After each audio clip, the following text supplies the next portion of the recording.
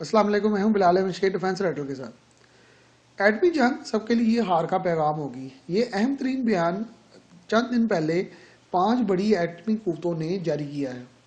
ایک میٹنگ کے دوران انہوں نے اس پر اتفاق کیا اور ایک مشترکہ اعلامیہ جاری کیا گیا جس کے تحت ایٹمی جنگ جو ہے اس کو اوائڈ کرنا دنیا کی اہم ترین ضرورت ہے، کیونکہ اس کے بعد ہر ملک کی اور ہر جگہ کی بربادی اور ہار ہی ہوگی، اس لیے اس کو اوائڈ کرنا بے انتہا ضروری ہے۔ لیکن گراؤنڈ ریئلٹی یہ ہے کہ پوری دنیا میں جنگ کا ماحول کریٹ ہو چکا ہے۔ یوکرین میں نیٹو اور روس آمنے سامنے کھڑے ہیں، امریکہ اور چین پہلے ہی ایک دوسرے کے ساتھ کھینچا تانی میں دنیا کو اپنی لپیٹ میں لے چکے ہیں، خلیج میں اسرائیل اور فلسطین آمنے سامنے کھڑے ہیں، اور یوں دنیا میں بے شمار جگہوں پر شورش اور لڑائی کا ماحول کریٹ ہے۔ لیکن اس کے باوجود یہ بڑی خوشائند بات ہے کہ دنیا کی 5 بڑی ایٹمی قوتوں نے یہ پیغام پوری دنیا کو دیا ہے کہ جنگ، خصوصاً ایٹمی جنگ، کسی کے لیے جیت کا پیغام نہیں ہو سکتی اور یہ نری بربادی ہے۔ لیکن یہ بہت اہم سوال ہے کہ ایٹمی بربادی اور ایٹمی جنگ کو پیدا کرنے والے، بنانے والے اور اس کو سپریڈ کرنے والے یعنی پھیلانے والے تو خود امریکی ہی تھے۔ دوسری جنگ عظیم میں جب پہلی مرتبہ جاپان پر ایٹمی حملہ کیا گیا تو 2 شہروں کو تہس نہس کر دیا گیا۔ ٹیکنالوجی کے لحاظ سے یہ کوئی اتنے ایڈوانس جو ہے وہ ایٹم بم نہیں تھے، پھر بھی ان کی تیاری پر اس وقت $2 بلین کا خرچہ آیا اور اس سے لاکھوں افراد ہلاک ہو گئے، لاکھوں اپاہج ہو گئے، اور دنیا میں ابھی بھی اس کی ریڈیشن کے اثرات جو ہیں اس علاقے میں پائے جاتے ہیں۔ اگر دنیا میں اب کی لاگت کو جو ہے وہ معیر کیا جائے تو تقریباً $24 ارب جو ہے وہ اس کا خرچہ اس پر آیا تھا، اور اگر اب کی قوت کے لحاظ سے دیکھا جائے تو ایسے ہی اگر 2 دھماکے کسی شہر پر کیے جائیں تو وہاں پر کسی ایک چرند پرند کے بچنے کی بھی کوئی جو ہے وہ آثار نہیں ہے۔ ٹیکنالوجی اب بہت آگے جا چکی ہے۔ امریکہ نے اپنی ٹیکنالوجی کے تحت جب یہ سب کچھ کیا تھا اس کی ٹیکنالوجی بڑی محدود تھی، اب اس کا موازنہ آج کے دور سے نہیں کیا جا سکتا۔ امریکہ کے فوری بعد روس نے اپنی سروائیول یہ سمجھی کہ اس کے پاس بھی ایٹمی ٹیکنالوجی ہونی چاہیے، لہذا 1949 میں اس نے بھی دھماکہ کر دیا، اور ایٹمی دھماکے کے بعد امریکہ نے چند سال بعد جو ہے وہ ہائیڈروجن بم کا دھماکہ کیا، اسی کے پیچھے روس نے بھی ہائیڈروجن بم کا دھماکہ کر دیا، اور یوں یہ ریس چل پڑی۔ اسی کلب میں فوری طور پر برطانیہ نے بھی اپنے آپ کو شامل کر لیا اور 1952 میں اس نے بھی ایٹمی دھماکہ کر دیا، 1957 میں پھر انہوں نے ہائیڈروجن بم کا بھی دھماکہ کر دیا، اور یوں یہ جو کلب ہے وہ تیزی سے وسیع ہونے لگا اور دنیا میں یہ جو معاملات ہیں بڑے خطرناک حد تک پھیلنے لگے۔ فرانس جو دوسری جنگ عظیم میں بہت بری طرح برباد ہوا تھا، اس نے بھی اپنے آپ کو بچانے اور اپنے آپ کو تحفظ دینے کے لیے 1960 میں ایٹمی دھماکہ کر لیا۔ بہرحال فرانس نے ہائیڈروجن بم کا دھماکہ نہ کیا، لیکن چین نے فوری طور پر 1964 میں ایٹمی دھماکہ کیا اور 1967 میں ہائیڈروجن بم کا بھی دھماکہ کر دیا۔ چین کے بعد یہ معاملہ جو ہے وہ رک گیا اور دنیا میں یہ احساس پیدا ہونے لگ گیا کہ یہ ایک بہت خطرناک ریس ہے جو شروع ہو چکی ہے۔ یوں امریکیوں نے شور میں جانا شروع کر دیا کہ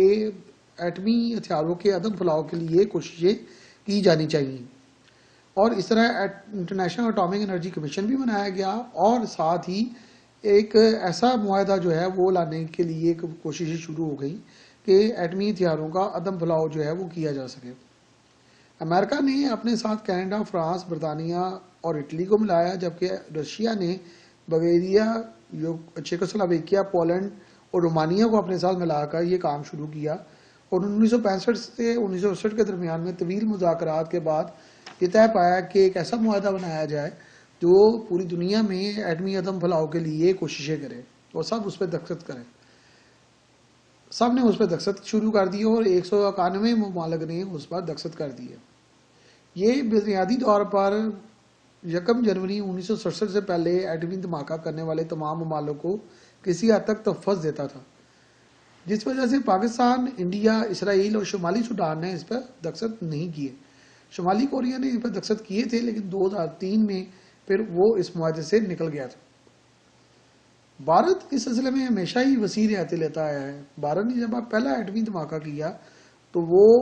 پرامن ایٹمی دھماکہ تھا، حالانکہ پرامن ایٹمی دھماکے کا تصور نہیں تھا، اور نہ ہی کیا جا سکتا ہے۔ ایٹمی دھماکہ ہوا، سرد جنگ کے خطرات بہت عروج پر تھے،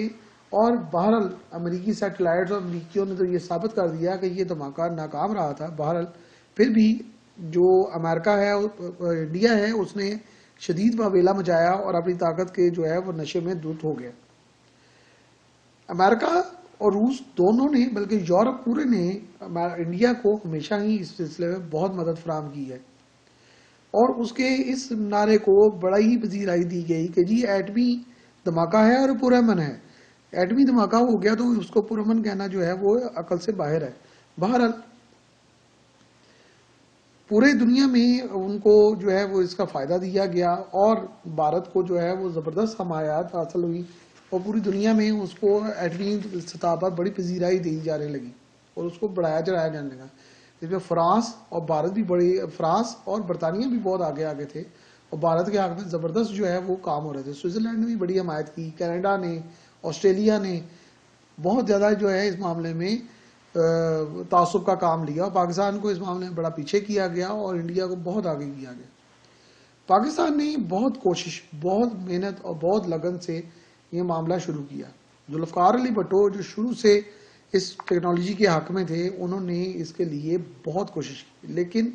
یہ بات یاد رکھیے کہ سب سے زیادہ ویژنری اس معاملے میں قائد اعظم محمد علی جناح تھے۔ انہوں نے شروع سے یہ بھاپ لیا تھا کہ یہ جو ٹیکنالوجی ہے یہ پاکستان کے لیے بڑی ہے، اور ان کو ایک آسٹریلوی سائنسدان نے بھی جو ہے وہ خط لکھا تھا 1948 میں کہ پاکستان جو ہے وہ نیا ملک ہے، اور اس کے لیے یہ ٹیکنالوجی جو ہے وہ آگے جا کر بڑی اہمیت کی حامل ہوگی، اور وہی ثابت ہوا۔ قائد اعظم نے اسی تناظر میں جناب رفیع محمد چودھری صاحب کو پاکستان آنے کی دعوت دی، اور ان سے کہا کہ یہاں پر آ کر ایٹمی فزکس کے جو لوگ ہیں ان کو ٹرین کیا جائے۔ زبردست اعلیٰ پائے کے استاد تھے، قائد اعظم کے کہنے پہ پاکستان آئے،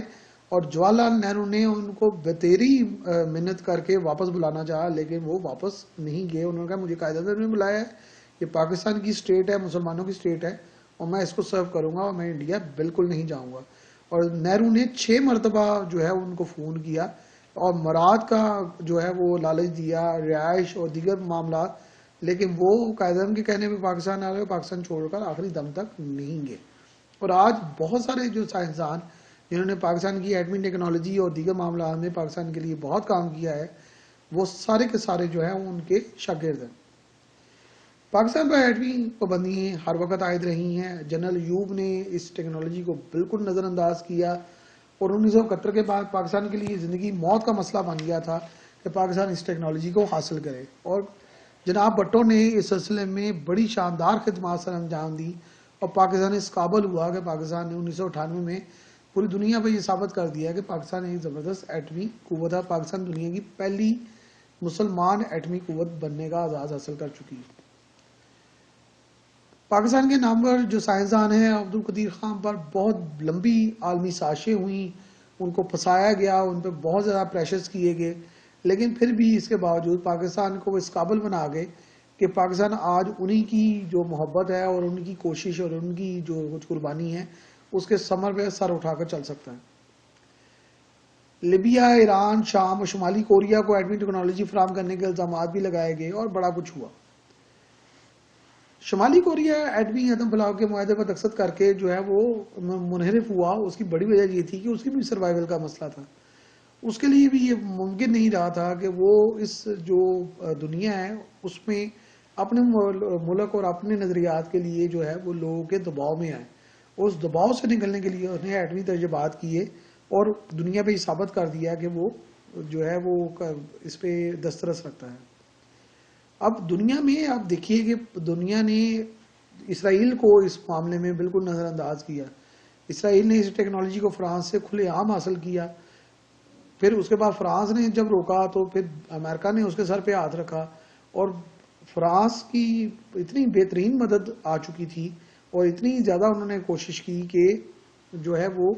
آج اس قابل ہے کہ وہ اس کے بعد بہت ایڈوانس قسم کے جو ہیں وہ ایٹمی ہتھیار موجود ہیں۔ دنیا کو ایک ان کے ہی بندے نے بتایا اسرائیل کے 1986 میں کہ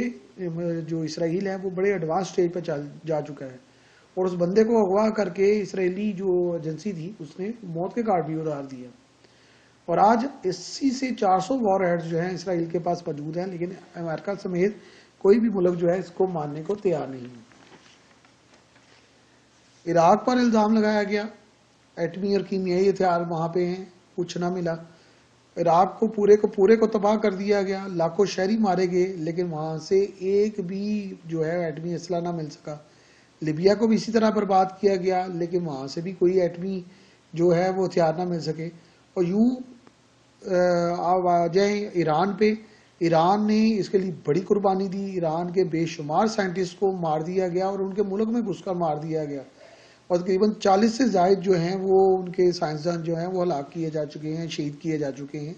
لیکن کوئی بولنے والا نہیں ہے. اور ایران نے پھر اس پہ خوب دسترس بھی حاصل کی، اور ایران نے پوری دنیا کو بتایا کہ اگر امریکہ اس پہ پابندیاں لگاتا ہے، اور ٹرمپ نے ان کو دمکانے کی کوشش کی، تو آج ان کا جو ایٹمی پروگرام وہ اس قابل ہو چکا ہے کہ وہ جو عالمی